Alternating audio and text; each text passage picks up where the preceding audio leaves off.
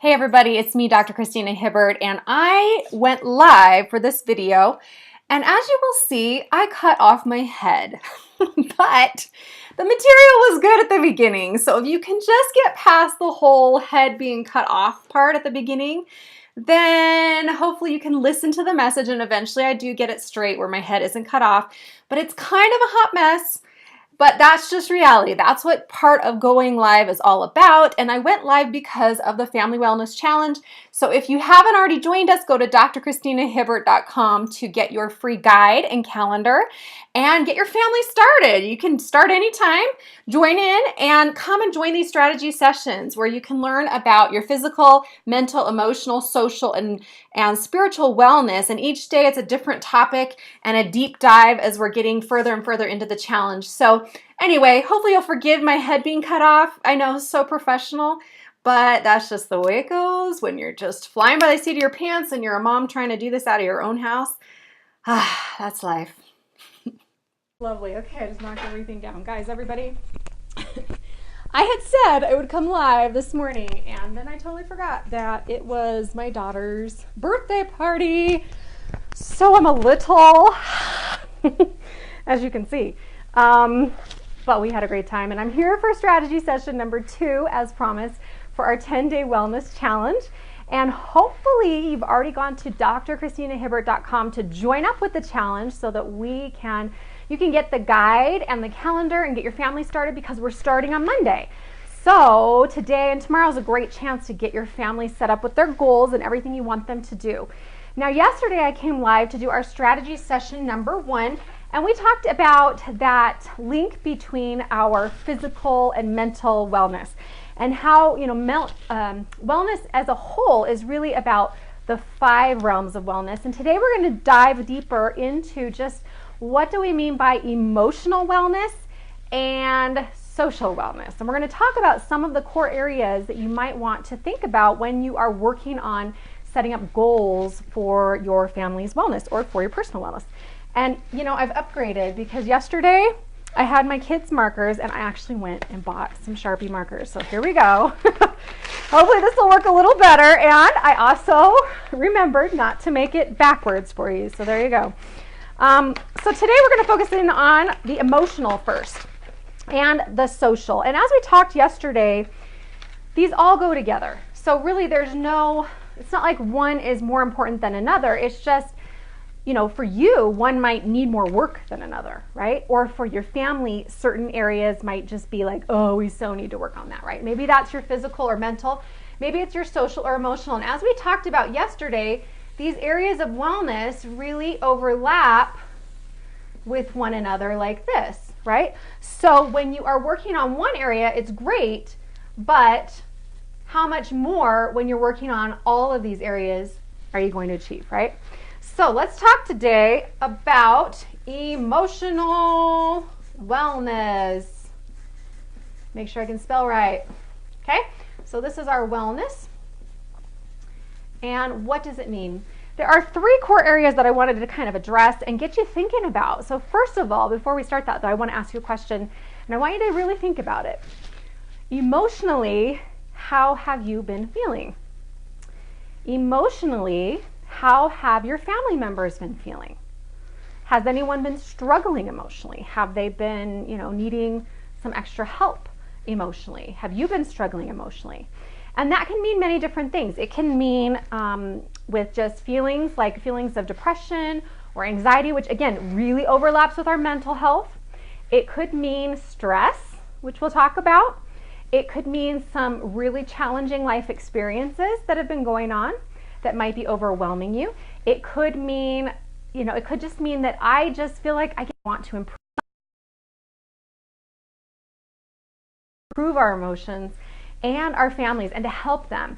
And once we start the challenge on Monday, our next strategy session, starting Monday next week for those 10 days, we're going to really dive deep into some of these and how do you actually deal with some of these emotions and how do you actually overcome some of the challenges that we face with our emotions. And see, now I just see that my head's totally cut off in this video. See, that's just, isn't it lovely? This is why I don't usually face the videos away from me so that you can see properly. Okay, but anyway, sorry, my head's been cut off. Anyway, so let's talk about emotional. Number one for emotional is to feel the emotions that you need to feel, okay? What does that mean?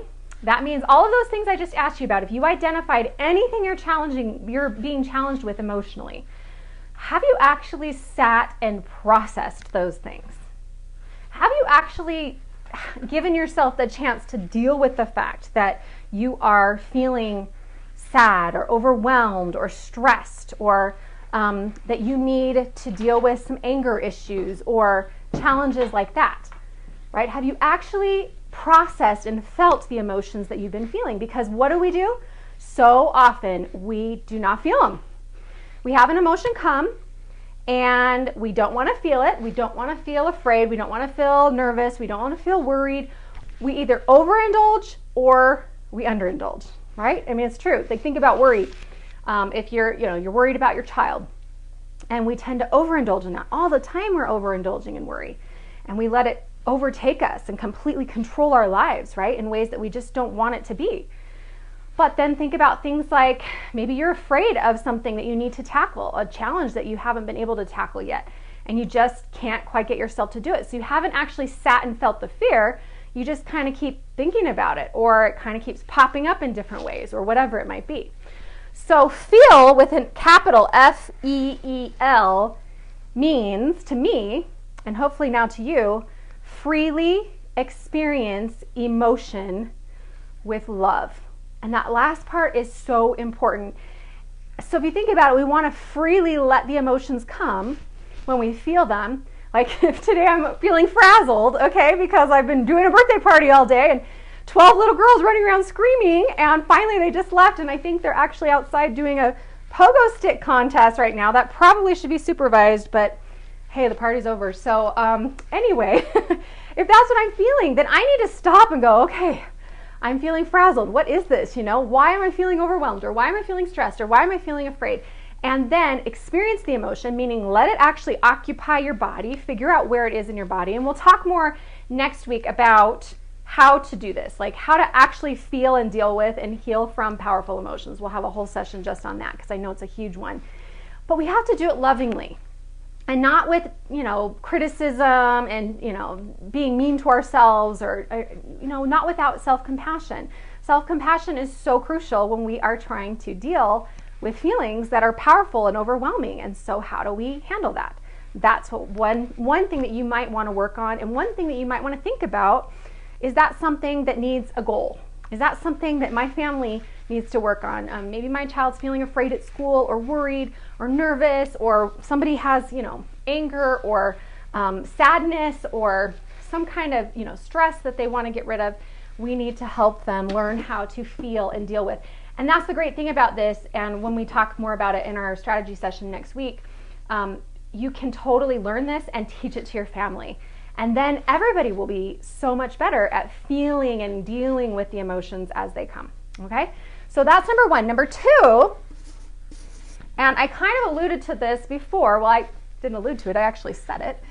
But what about your life experiences, right? Have you been going through lately, or even in the past, but just haven't dealt with it, have you been going through some life experiences that have been really challenging for you? We all have them. We all have them. And I've seen what happens when we don't deal with them.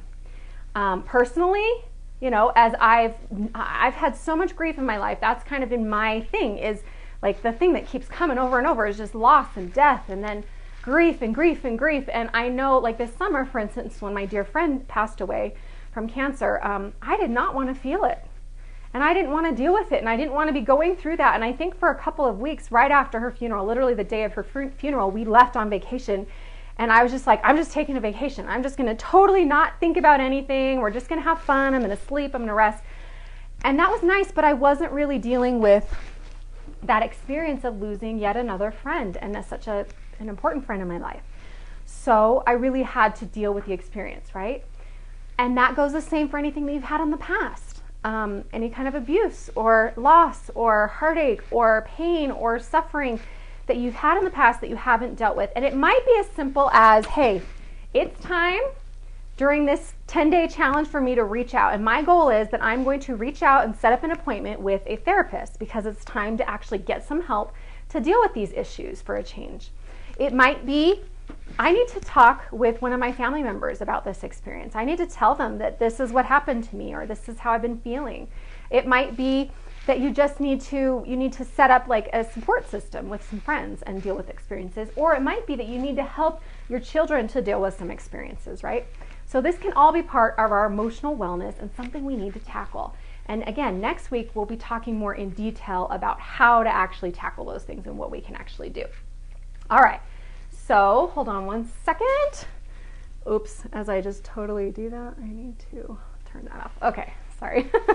I can see in the mirror back there all the things I'm doing wrong. Like I said, I'm a little frazzled today. Okay, but that's okay. I'm still showing up.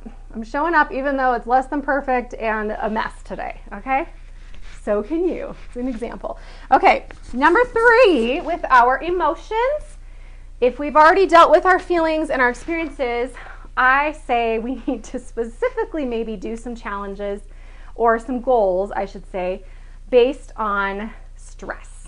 Because, oh my goodness, are we not just way more stressed than we need to be most of the time?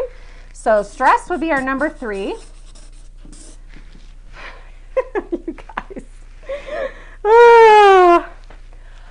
I'm just going to exhale for a minute because, man, I wouldn't say I'm stressed, but I would say, like, I am a hot mess today. Look at all these wires coming off of me. Oh my goodness. They're just like going all over the place. Anywho, if you are feeling stressed though, that is something that you can deal with. And there's some really good practical things that you can learn to do to deal with stress. I mean, obviously the first and most important one is a question I'll ask you right now. What are your top 3 stressors in your life? What are the top 3 stressors? I remember not long ago, my husband saying to me things about, my work and, oh, you need to stop doing your work so much because it's stressing you out. And me thinking, okay, you're right, my work has been stressing me out. But he was wrong. When I really thought about it, my work wasn't stressing me out. It was my family, because I was worried about them and there was so much going on with them really? This sounds crazy, but it was like an epiphany to me the day that I realized, oh my gosh, my family is my biggest stressor. What? Yes, they are, absolutely, and it's okay to say that, and it's good to identify. So what are your top 3 stressors? What are the things that are bringing you most stress right now? And then we can start to look at those and say, okay, if we're feeling really stressed in these top 3 areas, then the next question is, like, what specifically about my family stresses me the most? And then what specifically about the second thing or the third thing, or my work, or this new project I'm doing, or whatever it is. And then the question is, can I do anything about that right now? Is there anything that I could do to change this or alter the situation, or do I need to handle something? Like, if I'm stressed about my family because, our schedules are totally off, do I need to just take some time and work on our family schedules so that I could actually tackle it and take care of it? Or is this something that's more of a long-term stressor that's just it's gonna be there, and we're not going to be able to get out of it right away? So maybe I need to work more on and learn more about all of the skills I need to better handle that stressor. I remember many years ago, before my sister passed away, and before my second sister passed away, and before we inherited our nephews and suddenly I became a mom of 6, I was working in a group practice as a psychologist, and working with some people that at first really I loved, and then over time, they just seemed so controlling over what they wanted me to do, and they were very paranoid in my opinion, and it was a very toxic place for me to work. They did not respect my values, they didn't respect where I was coming from, and accused me of some things. It was terrible, and I hated that, but I was in a contract, and I could not get out of that contract yet, and I was about to have a baby. This was right before my sister died, actually, and my brother-in-law died, and all of that happened. So it was terrible, because I was trying to just kind of keep my stress as low as possible while I was pregnant, while I was getting to the point where I finally could leave, because I knew once I actually left for maternity leave, I wouldn't be coming back. But, sometimes that's what it is. It's these lifelong stressors or these months-long stressors that we can't exactly escape and we can't totally get rid of, but we can certainly do better with them than just, sort of not trying to handle our stress in better ways. So things like meditation and mindfulness. We talked yesterday about mindfulness. I even did an activity, and we're going to go more into mindfulness next week, and I'll give you some actual mindful practices that you can do every day. What about meditation? I'm also going to teach you some meditations. Tomorrow I'll actually do one in our spiritual wellness day tomorrow. And, what about relaxation and rest and sleep? And all these things we're talking about. That's why this wellness is so awesome, because ultimately it is tackling our stress. And it means that when we tackle our stress, we're going to be able to handle it better. Even if we can't change the situation, we can handle it better. So our 3 areas of emotional wellness are feelings, our experiences, and the stresses that are in our life. Now if we look at coupling those, so if you think about, here's your emotional wellness, and we already did, yesterday we did physical and mental, okay? And now we're going to talk about the social wellness, which ultimately we are going to focus, it can mean a lot of things, but we are doing a family challenge. So we're going to really focus in on, not family, our social wellness, okay? So some of the things, 3 things in fact, that we're going to focus in on when it comes to our social wellness. Number 1 is obviously our family relationships, okay? So ask yourself, what are your family relationships looking like these days? If you were to say, someone is asking you. So I was going to say, if someone were to ask you, but I'm asking you right now to think about it. Think about, if you were to describe your family relationships, how would you say they are? Like, they're pretty good, they're not bad, they're awful. Maybe, your marriage or your partnership, or your relationship with your partner is really stressful and really strained, but your relationship with your kids is doing pretty great. Maybe it's like one of your children you're really struggling with, so that relationship is really struggling right now, but with the other children and the rest of the family, it's doing pretty well. Now ask yourself this: can you say that your family relationships are thriving? Could you say that right now about your family relationships, that my family relationships are thriving, they're flourishing? Because, a few months back, I started to ask myself that question. Like, I felt like I had really pretty good family relationships with my kids and my husband, and knock on wood, everybody was doing well for a little while, right? But I started to wonder, but what would it look like if I were to have flourishing relationships? What would that mean?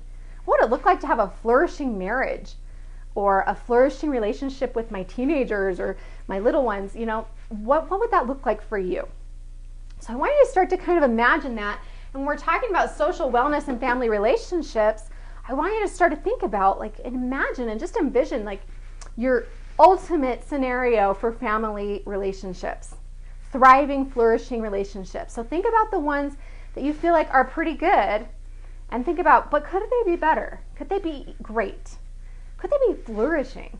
And then think about the ones where you're having some challenges, and think, okay, could we get the ones that are really struggling to be good, just good, and then maybe great, and then maybe flourishing and thriving?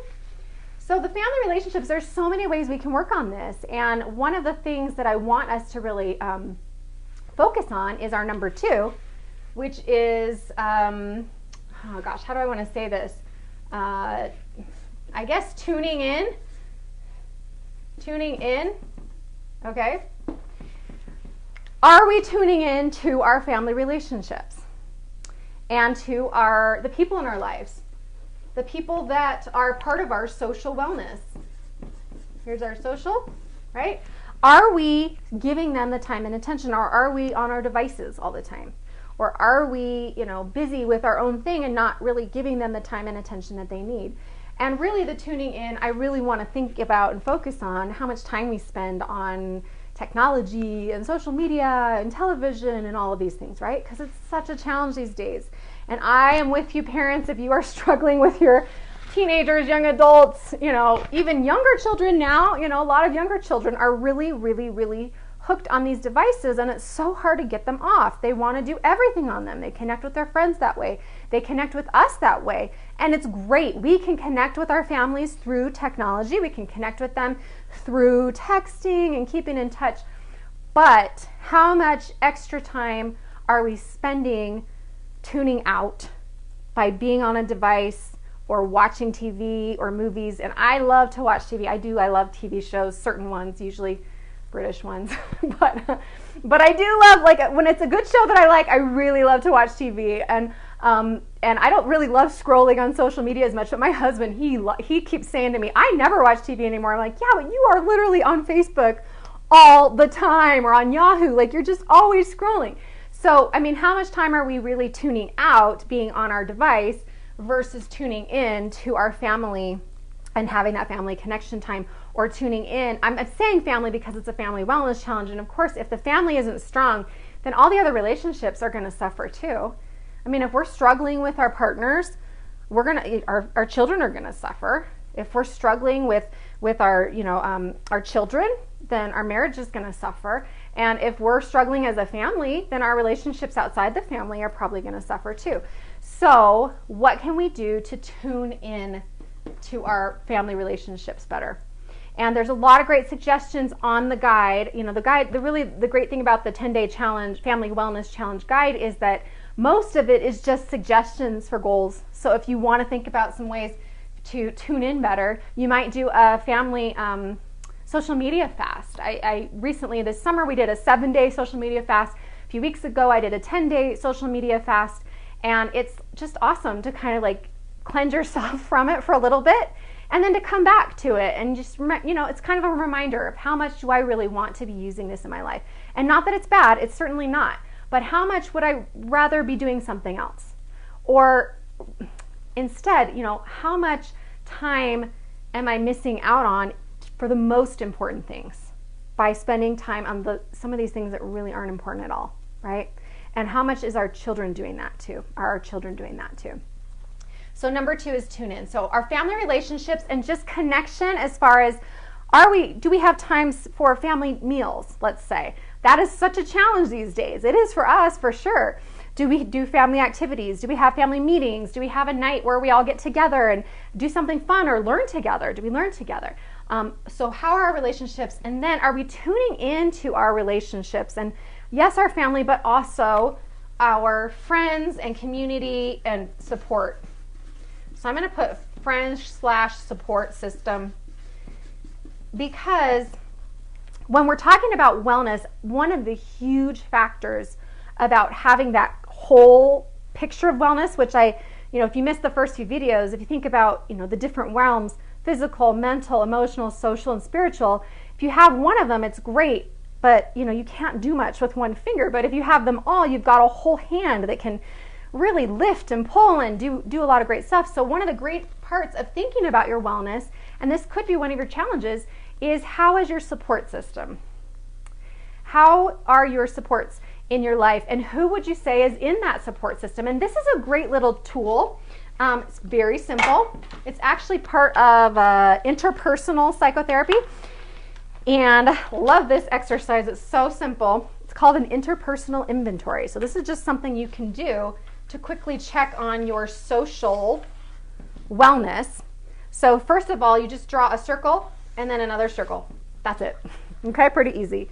And then using this, if this is your inner circle, like the closest to you, and then this is obviously one step removed and then one step removed, think about all the people in your life. So think about your family and your friends and people that you either would want to be a support or who are a support. And maybe there's people like family members that should be a support, but they're not really. You know what I mean? And put them on here with their names where you think they would go, right? So I remember the first time that I did this, it was not long after my sister had died, and my sister Shannon and I were only 16 months apart. And obviously when she died, the reason why it was such a big deal, and really to this day remains like the major event of my life, like life-changing event, is not only because I became the mother to her children. It was really sad losing our brother-in-law and dear friend, her husband Rob, too.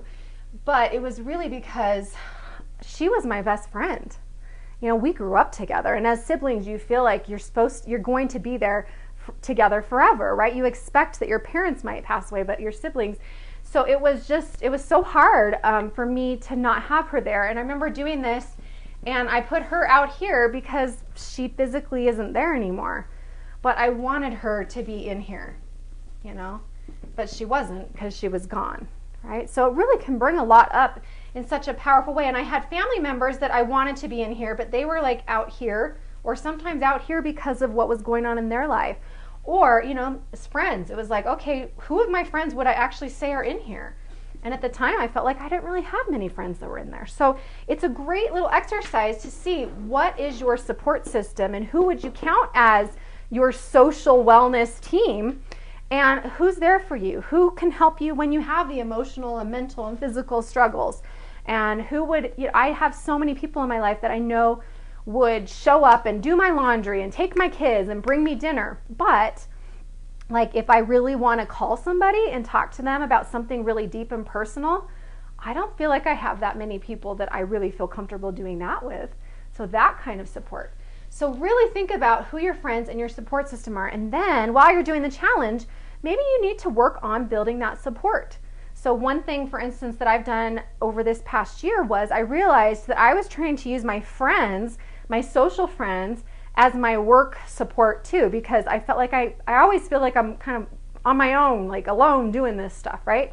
And it's usually just me, obviously, with my wires and my crazy setup here. But I realized that I wanted my friends, you know, from church or around the community or people that I just hung out with or saw to ask me more about my work, and it just wasn't happening. There was nothing, no support there, I didn't feel. And so I realized that wasn't really the job of my friends though. And that's when I joined a mastermind group to be able to have that kind of support, to be around other people where literally when we get together, it's just like, so what are you working on? So what is your goal right now? What's your big dream right now that you're going for? And I love that. I love it so much because I have that support now, which I didn't even know I needed until I started working on this. So think about that.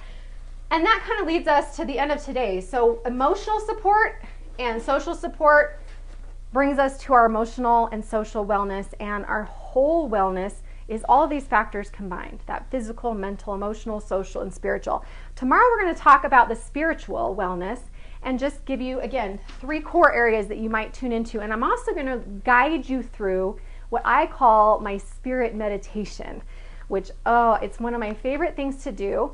And I'm gonna guide you through that tomorrow, it being Sunday, and I feel like it's a perfect day for that. And so tune in tomorrow for that in the morning around 9 or 10. And then starting Monday, we're going to be doing our challenge. So be sure you've got your guide and your calendar, get your family set up, have a little get together with them. I'm actually going to show you some of our family tomorrow night as we get together and pull this together. I decided I'm going to make the kids be on board with going live a little bit. So tomorrow night you can watch for that too, to see how we're putting it together, so it might give you some ideas. And be sure to tag somebody or tell somebody to go to drchristinahibbert.com just to get their free guide and calendar so that they can join us on our wellness challenge. I'm pumped to get started on Monday and to go deeper into all of these things we talked about today. All of these 5 realms, we're going to go so deep on, how do you feel powerful emotions and deal with them? How do you overcome stress? How do you, set up a better support system? How do you really help your kids and your family to get off technology? And what can we do instead that can be fun and engaging and doesn't feel like it's so hard to do? These are all things we'll be tackling in our strategy sessions to come, so be sure to come back and join me live on Instagram and Facebook, and also on YouTube. You can find this later, and we'll see you tomorrow. So now it'll be interesting to see how I end this up. Yeah, see? It's just going to keep going.